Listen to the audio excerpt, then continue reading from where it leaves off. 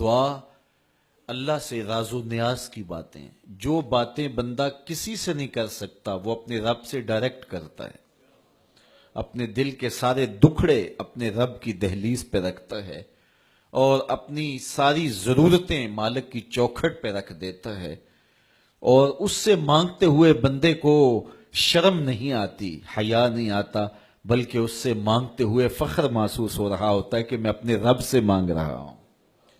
کسی اور سے مانگیں تو جھجک لگتی ہے، لیکن مالک سے مانگیں تو اپنائیت کا احساس ہوتا ہے کہ میں اس سے مانگ رہا ہوں، اس لیے کہ وہ ہمارا رب لگتا ہے، ہمارا اس سے ربط کتنا گہرا ہے۔ مسجد نبوی کا ایک کونا تھا اور ایک بندہ وہاں بیٹھ کے دعا مانگ رہا تھا۔ اس کے دعا کے لفظوں پہ غور کیجئے، اے اللہ میں تجھ سے اس لیے مانگتا ہوں کہ تو میرا اللہ ہے، تیرے علاوہ میرا ہے بھی تو کوئی نہیں۔ تو یہ وہ دعا مانگ رہا تھا اور مسجد نبوی کے کونے میں بیٹھا تھا۔ حضور نے دیکھا تو ایک صحابی سے کہا، وہ جو دعا مانگ رہا ہے اس کو جا کے بتا دو تمہاری دعا قبول ہو گئی ہے۔ وہ مانگ اس ڈھب سے رہا ہے۔ تو یہ دعا اپنے رب سے نیاز ہے، دعا خود عبادت ہے۔ جب تمہاری ضرورتوں کا کفیل وہ ہے تو پھر اس سے نہیں مانگیں گے تو کس سے مانگیں گے؟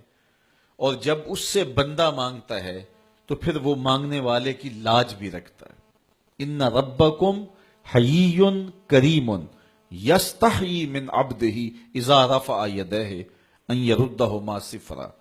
تمہارا رب حیا کرنے والا کریم ہے، جب بندے اس کے سامنے ہاتھ پھیلا کے دعا مانگتے ہیں اللہ فرماتا ہے مجھے شرم آتی ہے ان کے اٹھے ہوئے ہاتھ خالی کیسے موڑوں۔ جب انہوں نے مجھ سے مانگا ہے تو میں نے بھی نہ دیا تو کون دے گا؟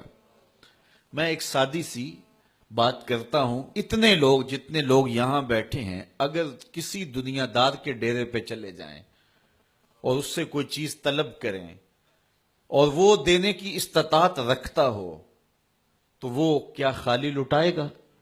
وہ کہے گا اتنے لوگ آگے ہو تو ڈیرہ داری کی شان کے خلاف ہے کہ میں ان کو خالی لٹاؤں۔ تو جب یہ دنیا دار خالی نہیں لٹاتا تو رب کیسے خالی لٹائے گا؟ جب بندے اس کی دہلیز پہ چل کے آ جائیں تو وہ بندوں کی ضرورتوں کا کفیل ہے اور ان کے ہر درد کو جانتا ہے اور ان کی ضرورتوں کو پورا کرتا ہے۔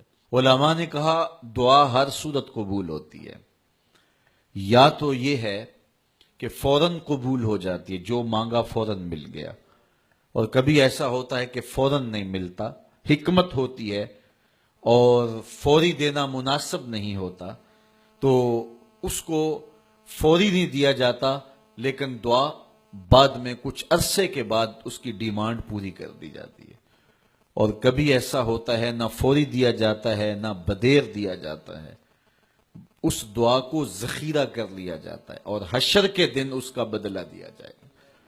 اور روایت میں آتا ہے حشر کے دن جب ان دعاؤں کا بدلہ دیا جائے گا جن کا بدلہ دنیا میں نہیں ملا تھا تو لوگ آرزو کریں کہ کاش کہ دنیا میں کوئی دعا قبول ہی نہ ہوئی ہوتی، سارے صلے آخرت میں ملتے۔ اللہ اکبر۔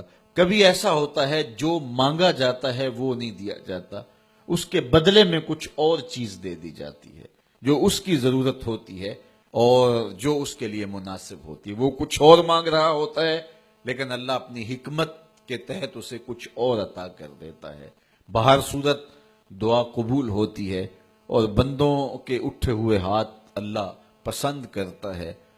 آج یہ بھی بحث چلتی ہے نہیں مانگنا چاہیے، فلاں وقت میں نہیں مانگنا چاہیے، تو وہ کہتا ہے مجھ سے مانگو جب بھی مانگو، میرا دست کرم تمہیں دینے پہ آمادہ ہے۔ اور اگر کوئی نہیں مانگتا تو فرمایا کل ما یابو بکم ربی لولا دعاؤکم، اے محبوب فرما دو اگر یہ نہیں مانگیں گے تو اللہ بھی پرواہ نہیں کرے گا۔ مانگنا تمہاری ضرورت ہے، اگر تم مانگتے رہو گے تمہاری جھولیاں بھرتا رہے گا، اور اگر تمہیں اسے نہیں پکارو گے تو وہ بھی تمہاری پرواہ نہیں کرے گا۔ تو اس کے حضور دعائیں مانگو، اپنی آرزویں پیش کرو، اپنی تمنائیں اس کے حضور پیش کرو۔ اچھا دنیا داروں سے مانگیں تو اپنے لیے مانگتے ہیں، لیکن اللہ سے مانگو تو اپنے لیے بھی مانگو، اوروں کے لیے بھی مانگو۔ وہ کریم ہے، وہ دیتا ہے اور خوش ہو کے دیتا ہے، تو اس سے مانگو، اس سے جھولی پھیلاؤ۔